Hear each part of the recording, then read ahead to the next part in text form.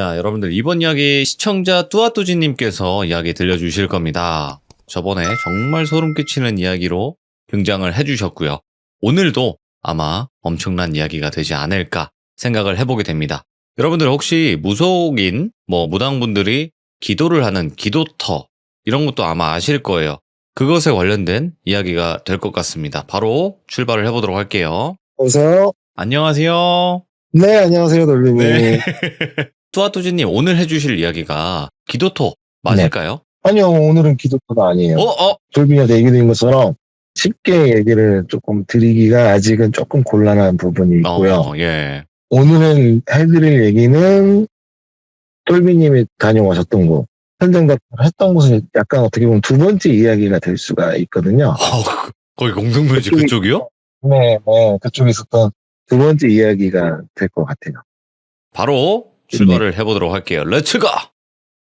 길이십니다. Let's get it!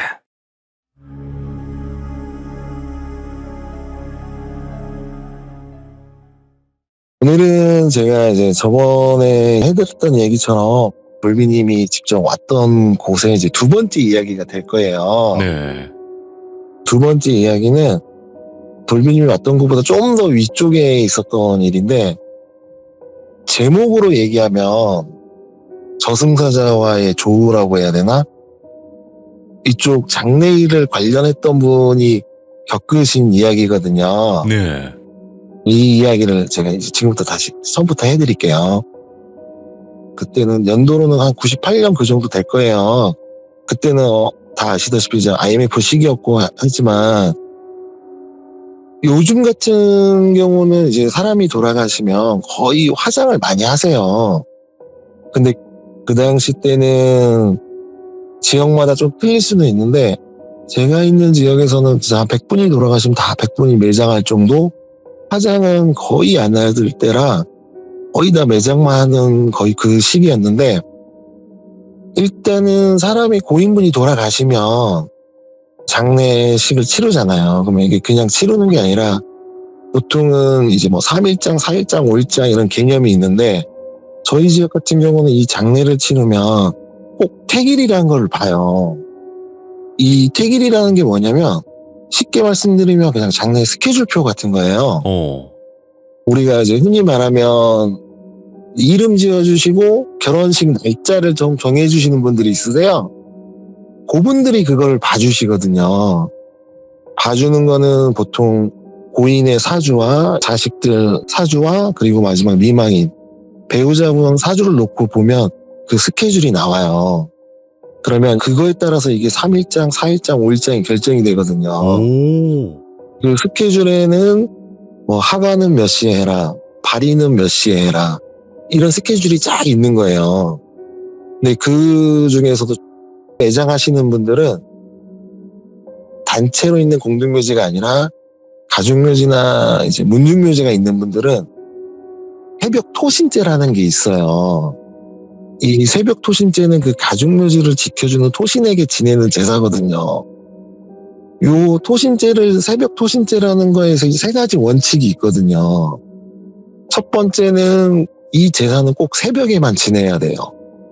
그리고 두 번째는 가족이나 친지가 아닌 다른 사람, 전혀 관계없는 다른 누군가가 지내줘야 돼요. 그리고 마지막 세 번째는 이 제사를 지내는 사람은 저녁 6시 이후 절대 피가 묻은 음식, 날 음식을 드시면 안 되고, 그리고 이 제사를 지내는 음식들은, 재물들은 무조건 불에 익히지 않은 생음식으로만 써야 돼요. 요 세 가지를 지켜야 되는데, 택일이라는 게 결정이 나서 이제 스케줄이 나오면 저희 아버지 같은 경우 이제 현장을 꼭 보러 가세요. 그 묘지가 어디 있는지는 알아야 되기 때문에. 그러면 요 현장을 보러 갈 때 꼭 이 제사를 지낼 분을 같이 데리고 가세요. 그분이 이제 새벽에 와서 제사를 지내야 하니까. 그러면 이제 여느 때처럼 저희 아버지도 그 당시 이제 매장이 있기 때문에 이제 현장을 갔다 오시고 이제 집에 오신 거예요. 보통 평상시에 아버지가 집에 오시면 그때도 얘기 들었듯이 어머니가 고깃집을 운영하셨기 때문에 도와주러 가야 되는데, 그날은 아버지가 그냥 마을에 이렇게 회의가 있다. 네. 마을에 회의가 있어서 이제 회의 좀 갔다 오겠다 하니까 그냥 그러려니 했지만 저희는 아버지도 좀 야심가였어요. 젊었을 때는 이제 청년회장도 하고 하니까 차기 이제 마을 이장자를 좀 노리고 그런 걸 너무 열심히 참석을 했기 때문에 그래서 가지 않았나 이렇게 생각도 했는데 마을회의를 갔다 오고 나서 이제 집에 오셔가지고 오는데 이제 동네 분들 몇 분 같이 오시더라고요. 그래서 이제 동네 분들하고 같이 뭐 식사도 하시고 마을 회의했던 이런저런 내용들에 대해서 이야기도 하시고 또 이게 웃긴 게 이제 대한민국 남자들이 모이면 할 게 없잖아요. 그렇죠. 술 마시거나 뭐 여자 얘기하거나. 네. 근데 이제 좀 촌동네니까 가장 좋은 게 이제 동양화 감상을 하잖아요. 동양화 감상을 막 이제 하고 있는데 한 저녁 12시쯤에 이제 전화가 오는 거예요. 근데 이 전화가 오는 게 토신제를 지내시는 그분한테서 전화가 오는 거예요. 네. 아버지는 처음에 전화가 오길래 아니 이분이 왜 자꾸 전화가 오지?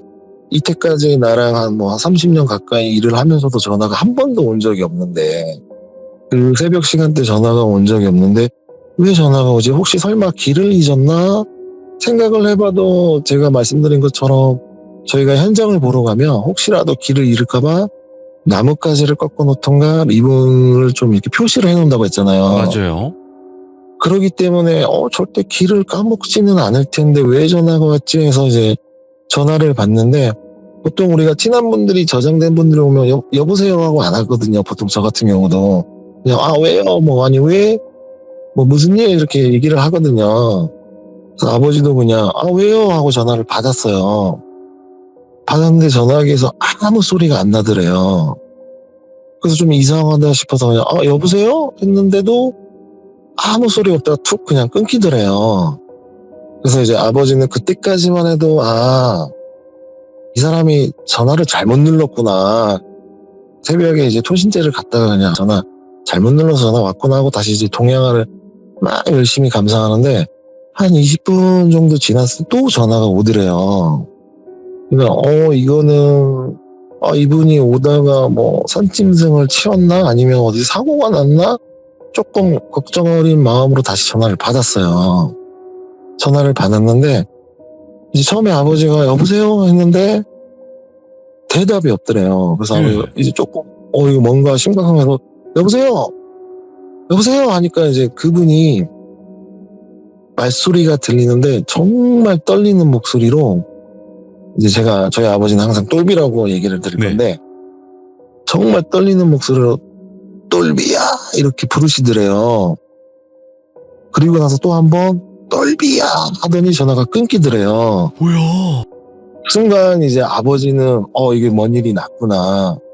왜냐면 이분이 어디 간지는 알고 있고 그 간 곳은 공동묘지고 어쨌든 산이고 하니까 처음에 아버지는 이분이 제사를 마치고 오시다가 동물을 쳤나 아니면 이제 산길이니까 이제 조금 차가 전복이 됐나 그래서 사고가 나서 다치셨나 걱정을 해가지고 마을 분들은 그냥 다 집에 돌려보내시고 내일 내가 이제 아침에 또 산에 가야 되기 때문에 일을 가야 되니까 오늘은 여기까지만 하고 나중에 봅시다 하면서 이제 그분들을 다 돌려보내고 고민을 했대요. 아버지가 이걸 삼촌네 배우자분한테 전화를 해야 되나 집에 혹시 뭔 일이 생기면 너무 걱정하지 않을까 해서 어떻게 해야지 하는데 바로 또 전화가 오더래요. 그 삼촌한테.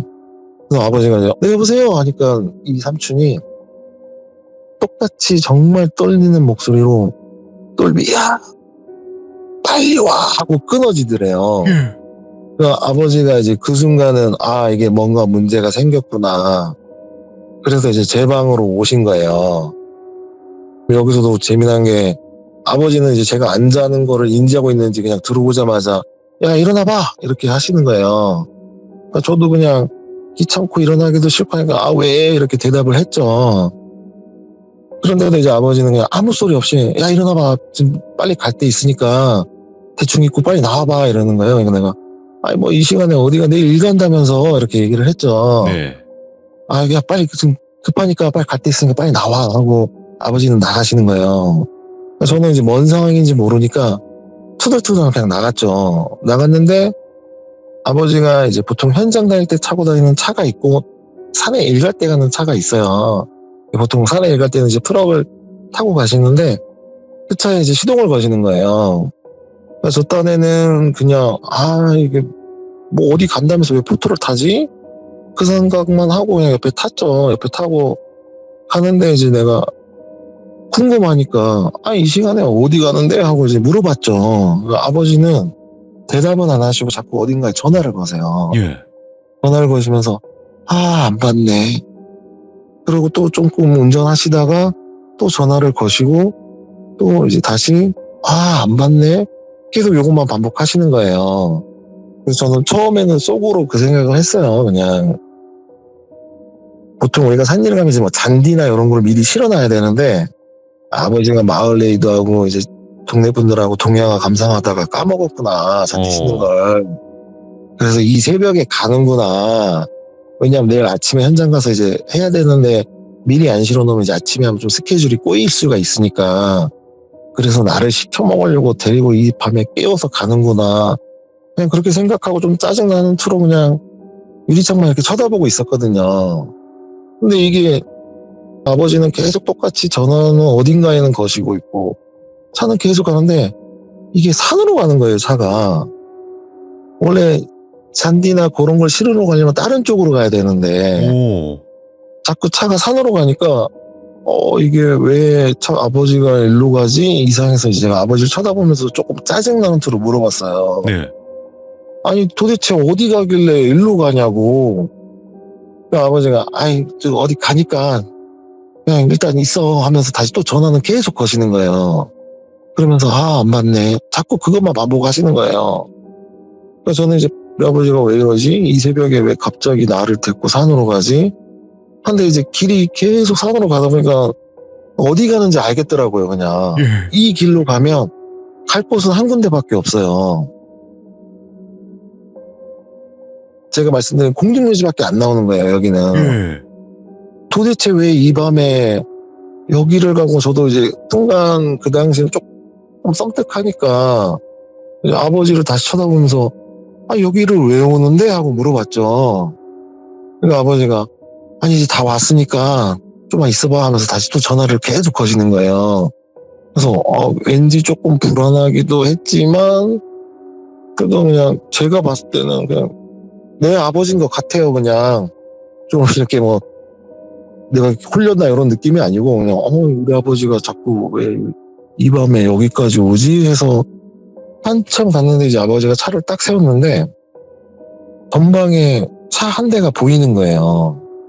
근데 그 차를 딱 보는 순간 누구 차인지를 알겠더라고요.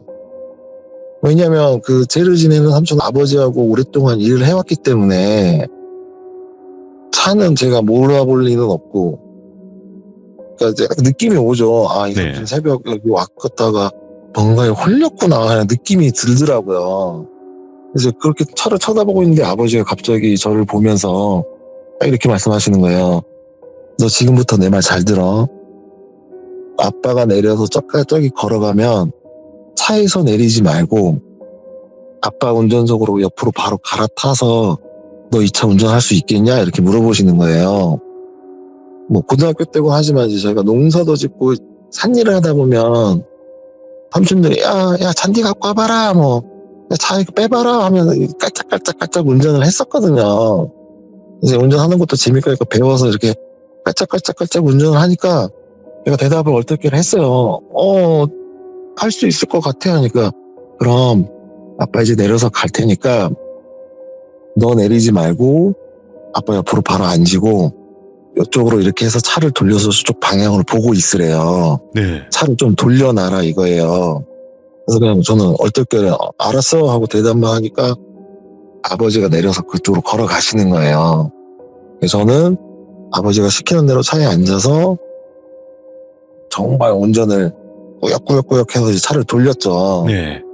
돌려서 정면을 보니까 정말 거기가 미로 같은 곳이라가지고 앞에는 도로가 쭉 가다가 이제 안 보이고 양옆에 약간 불빛으로 이제 무덤들은 보이고, 저도 나름대로 무서우니까 이제 앞에는 쳐다보지는 못하고 그냥 라디오만 만지작 거렸어요. 근데 이제 한 10분 정도가 지나니까 뒤에서 이제 차에 사람 타는 문소리가 들리더라고요. 그래서 이제 직감적으로 아버지가 차에 탔구나 뒤에 이래서 나를 운전하려고 데리고 왔나? 그냥 이렇게 해서 나보고 운전하라고 하는구나 생각하는데 이제 아버지 시동 거는 소리가 들리게 저도 무의식적으로 이제 포터니까 뒤에 가운데 유리가 있잖아요. 네. 살짝 쳐다보니까 이제 아버지가 시동을 거시고 있더라고요. 그래서 이거 어떻게 나보고 운전하고 혼자 가라는 소린가 뭔가 하고 있는데 아버지가 빵빵 하시더라고요.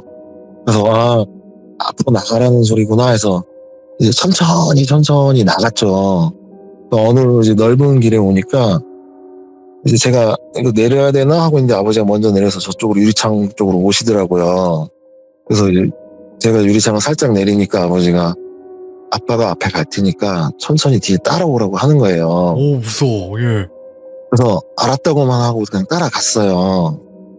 따라가서 이제 마을에 오니까 아버지가 그러니까 너 이제 내일 아침에 새벽에 일어나야 되니까 새벽에 일어나니까 너 이제 그냥 가서 자라. 아빠는 이 삼촌 데려다 주고 오겠다. 그러고 저는 그냥 잤어요. 속으로는 그냥 생각했죠. 저 삼촌 분명히 홀렸구나, 뭔가 봤구나. 그러니까 이제 아빠가 이제 아니까 데리러 왔구나. 딱 그 정도까지만 생각하고 잤는데, 뭐 새벽은 시간이 금방 가니까, 비몽사몽한데 아버지가 또 이제 새벽에 깨우신 거죠. 이제 일을 가야 되니까. 비몽사몽에 아버지 차에 타서 그냥 저는 잤어요, 그냥. 너무 피곤하니까. 한참 지나니까 아버지가 또 깨우시더라고요.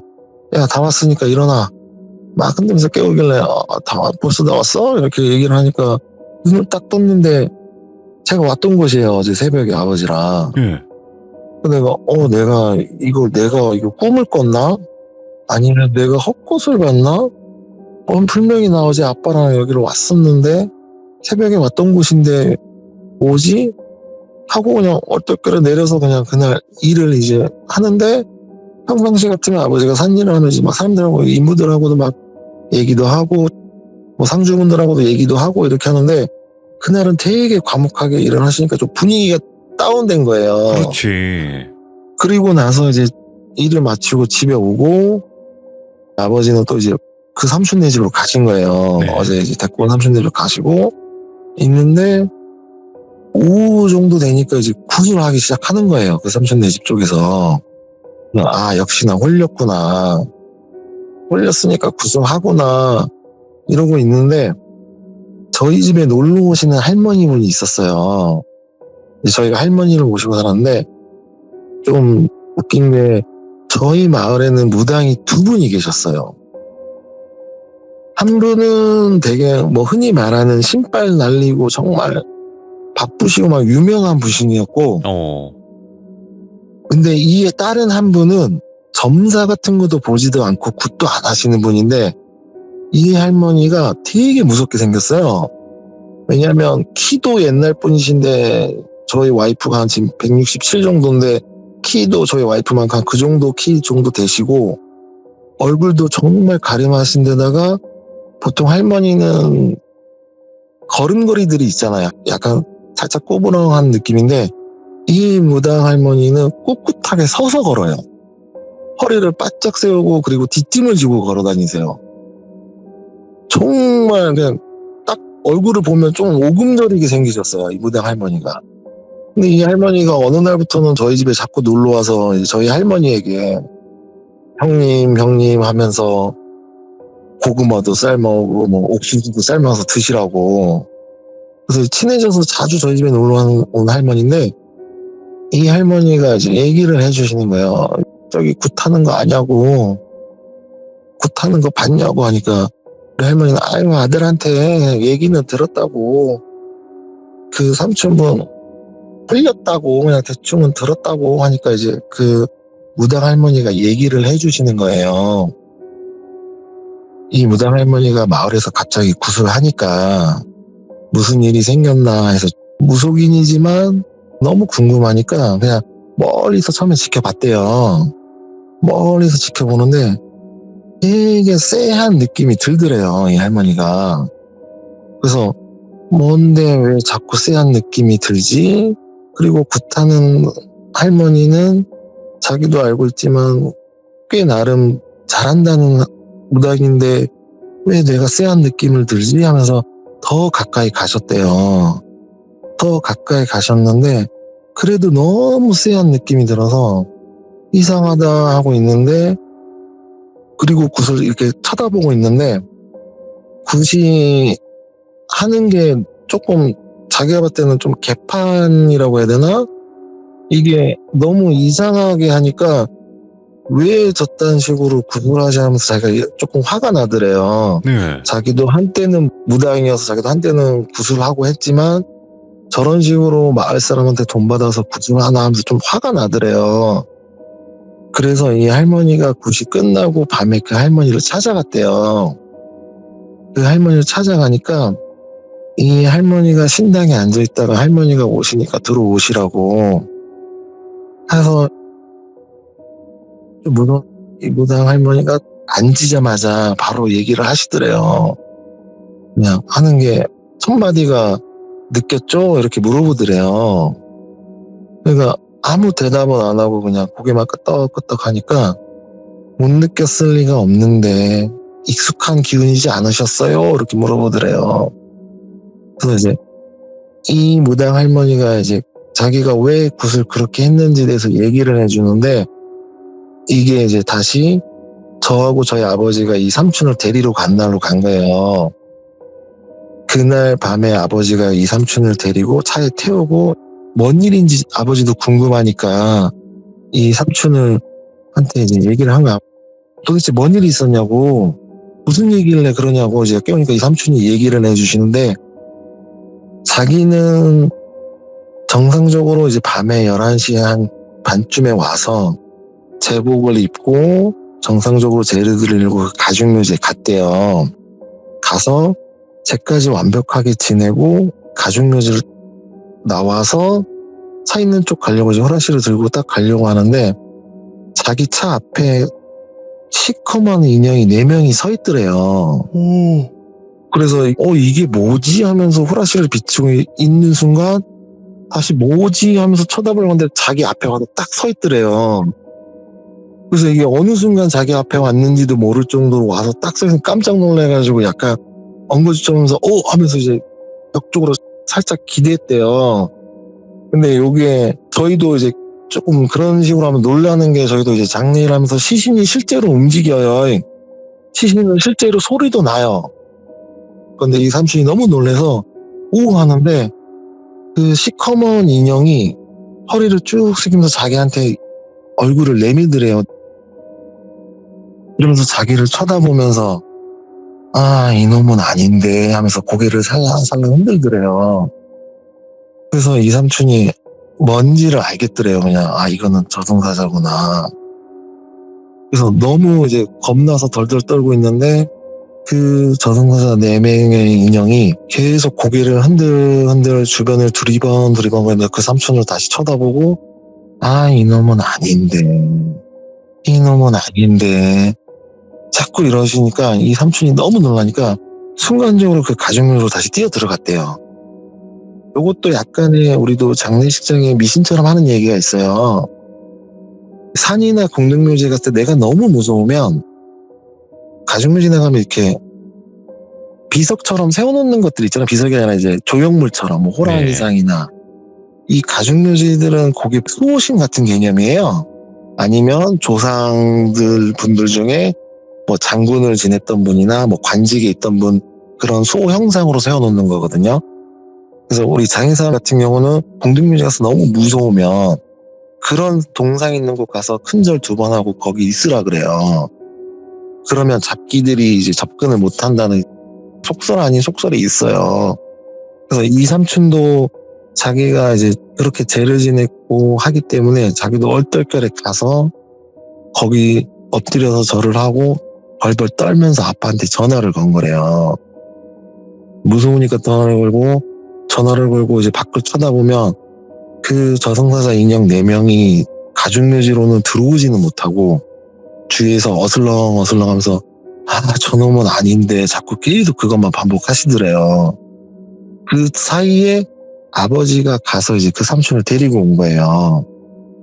데리고 와서 아버지는 그 새벽에 무당 할머니를 찾아가서 누구 삼촌이 홀렸으니까 좀 봐달라.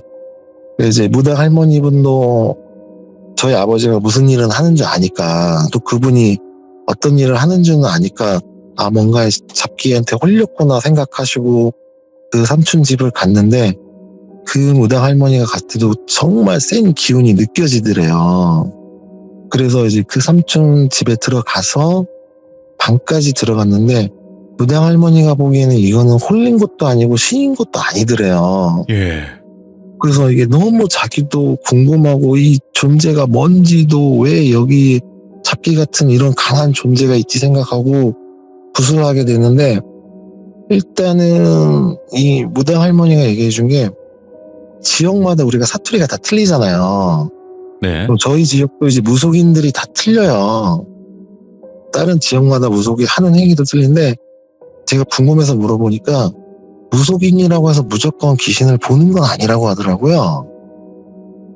평상시에 보이는 게 아니라, 무속인은 신내림을 받은 신의 제자이기 때문에 자기가 신당을 차리면 이제 신이 그 신당에 있는다고 해요.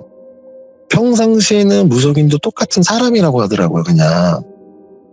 그리고 제가 궁금해서 또 물어본 게, 그러면 이제 귀신 보는 사람들은 뭐냐니까, 이제 영안이 트임 보신 분들이나 신내림을 받아야 하는 분들은 귀신이 보이는데, 이게 뭐 1년 360을 보이는 게 아니라 특별한 조건이나 특별한 이런 기운을 만나면 영안이 잠깐 열린다고 하더라고요.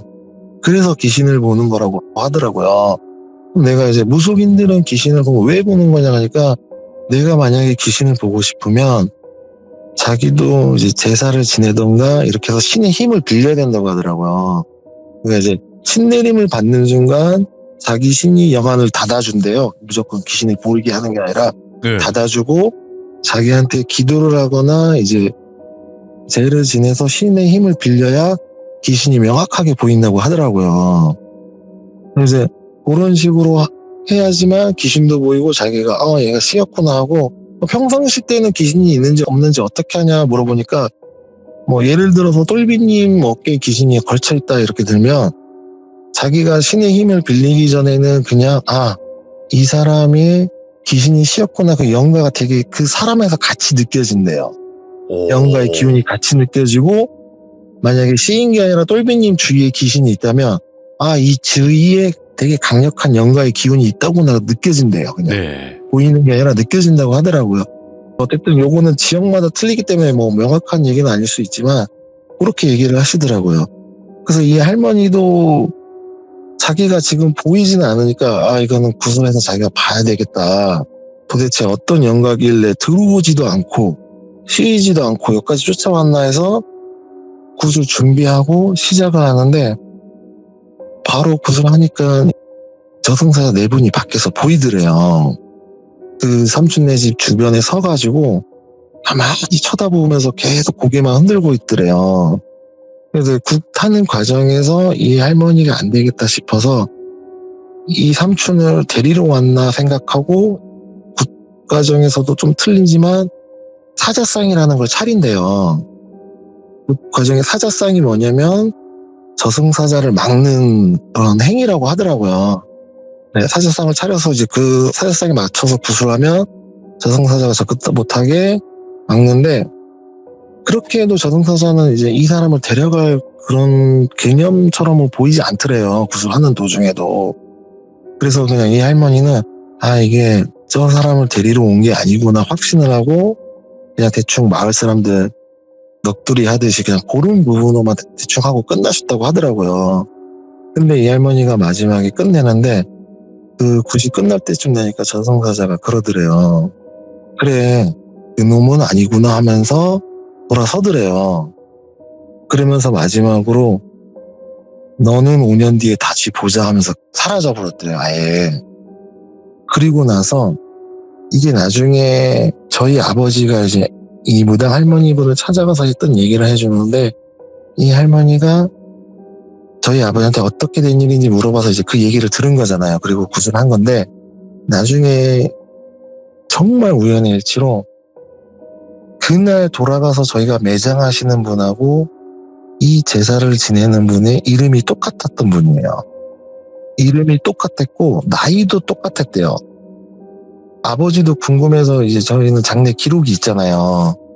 보니까 이름도 똑같고 이 제사를 지냈던 분 이름도 똑같고 그랬는데 나중에 이제 저희 집에 놀러 오시는 무당 할머니가 말해주는 게 저승사자는 항상 4명이 같이 이동을 한대요. 그리고 저승사자가 나타나면 3번의 기회를 준대요. 저승사자가 왜 4명이냐면 한 분은 이제 신식사자라고 하고 한 분은 일찍사자라고 하고 또 한 분은 이제 월직사자라고 하고 마지막이 명부사자라고 한다고 하더라고요. 오호. 시식사자는 모든 시간을 관주하는 저승사자고 일찍사자는 낮에 돌아가신 분들의 명부를 관주하는 저승사자고 마찬가지로 월직사자는 저녁에 돌아가시는 분들을 관주하시는 분이라고 하고 맨 마지막에 명부사자는 이 사자들이 주는 명부를 받고 영혼을 체포하는 역할을만 한다고 하더라고요. 그래서 이제 요 4분이 항상 같이 다니고 저희 지역의 무속인들은 이 저승사자를 그냥 삼사자라고 불러요. 명부사자는 빼버리고 그냥 시식사자, 일찍사자, 월찍사자만 해서 삼사자라고 부른다고 하더라고요. 그래서 이 3번의 기회를 주는데 처음에 이삼촌이 저승사자를 본 것도 정말 우연의 일치로 그날 돌아가신 분하고 이름이 같고 나이가 같기 때문에 저승사자가 이놈은 아니네 하면서 쳐다본 거라고 하더라고요. 그리고 집까지 와서도 나타난 게 2번째 이제 기회를 주는 확인을 하는 거죠. 결국은 마지막에 굿이 끝나고 나서 이삼촌이 아니기 때문에 저승사자가 마지막 3번째는 돌아가신 거라고 하더라고요. 돌아가시면서 이제 무당 할머니한테 마지막 한 번에 너는 5년 뒤에 보자고 한 얘기를 남기고 가셨는데 결국은 그 잘 나가셨던 무당 할머니 5년 뒤에 돌아가셨어요. 실제로. 돌아가시고 저희 마을에는 그 무당 분 한 분이 남게 돼요. 그리고 나서 이 삼촌은 그 새벽 포신제를 안 해요. 네. 이제 자기가 뭐 저승사자를 본 거를 떠나서 나이도 있고 이제 좀 솔직히 조금 자기도 한편으로 겁나고 하니까 못하겠다 안 하면서 이제 저희 아버지가 대신 하게 됐는데 일단 그렇게 해서 이제 이 삼촌은 그냥 그렇게 지내다가 나중에 나이 드셔서 그냥 돌아가셨거든요. 오. 그래서 이제 제가 이제 나중에는 얘기를 해드리면 이제 기회가 되면 연결이 좀 많이 되는데 이제 같이 이어지는 얘기는 아니지만 그분들의 얘기가 있어요. 일단은 그렇게 해서 이제 그분을 저희가 데리러 갔던 적이 있던 거예요. 그때 진짜 이런 저승사자 같은 경우 이야기들이 많잖아요. 네네. 근데 그런 자세한 이름 같은 경우를 처음 들어봤네요, 오늘. 저는 이제 돌비님한테 얘기 드린 것처럼 어머니도 무속인이시고 제가 아시는 분도 다 그쪽이고 기도토도 하면서 이제 들었던 얘기죠. 그렇지. 그러니까 이제 많이 들었겠죠. 네, 네, 굿도 이제 제가 틀리다고 얘기 들은 게 기도토를 할 때 육지에 있는 무당분들이 많이 오시잖아요. 네. 그럼 좀 틀려요. 같지는 않아요. 오. 네, 이게 똑같지는 않더라고요. 하는 이제 자기 방식들이나 이런 게 살짝은 틀려요. 근데 이제 전통적인 뭐 그런 내용은 똑같더라고요. 이제 저승사자는 4명이고 그런 얘기는 똑같다고 하더라고요. 그건 똑같은데 이제 자기 굿하는 게 좀 틀릴 뿐이지 기본 베이스는 뭐 같다고 얘기하시더라고요. 이게 많은 일들이 있을 거예요. 무속인하고 장례식장 관련된 얘기도 있어요. 무속인이 저한테 찾아와서 충문을 써달라고 의뢰를 한 적이 있어요. 네. 근데 그 무속인이 모시면 안 될 신을 모시려고 그걸 써달라고 한 거거든요. 오. 그런 내용을 좀 써달라고 해서 제가 써준 적이 있거든요. 네. 이게 모시면 안 된 신을 모시려고 그걸 써서 그분이 지금은 정말 피폐해진 분이 있어요. 실제로. 이게 네. 함부로 쓰면 안 되는 네. 거구나, 확실히. 그러니까 충문이 그냥 오. 뭐 한자만 냈다 써서 되는 게 아니라 이 말이 뜻이 다 틀려요. 같은 한자여도 뜻이 틀리기 때문에 네. 이 장사 하시는 분들은 알 거예요. 이 충문 종류가 정확히 따지면 한 100종류가 돼요. 근데 내용들은 전부 다 이제 돌아가신 분을 위에 읊어주는 우리가 읊어준다고 하거든요. 뭐 아래거나 고한다고 얘기를 해요. 근데 그 내용 중에서도 와달라고 강림같이 와달라고 하는 내용들이 있어요. 그럼 이제 무속인들은 그런 내용을 모르기 때문에 이제 장의사 관련해서 그런 내용이 있어요. 그래서 어떻게 그분이 아셨는지 모르는데 찾아와서 하여튼 제가 써줬던 그런 이야기 관련된 것도 있고 좀 다양하죠. 알겠습니다. 네. 앞으로 저 천천히 네, 많이 네. 들려주시길 바라겠습니다. 네, 오늘 또아또지님 너무 또 소름 끼치는 이야기 잘 들려주셔서 감사드리고 항상 건강하시고 행복하시길 바라겠습니다. 네, 네, 감사합니다. 고맙습니다. 네. 자, 이제 뚜아뚜지님 잘 모르시는 이제 분들도 계실 것 같아서 말씀드리면 장례업을 운영하시기도 하셨고 기도터 운영도 하셨어요. 그러니까 그쪽 뭔가 죽음에 관련된 영적인 거에 관련된 업을 많이 하셨다 보니까 여러 가지 일들, 좀 미스테리한 일들이 많은 것 같습니다. 그래서 이 이야기를 들으신 분들, 먼저 들으신 분들은 돌비 뚜아뚜지 이렇게 검색하시면 공동묘지 첫 번째 썰이 이미 올라와 있습니다. 그 이야기부터 들어주시면 될 것 같습니다. 시청해주신 모든 분들 감사드립니다. 고맙습니다.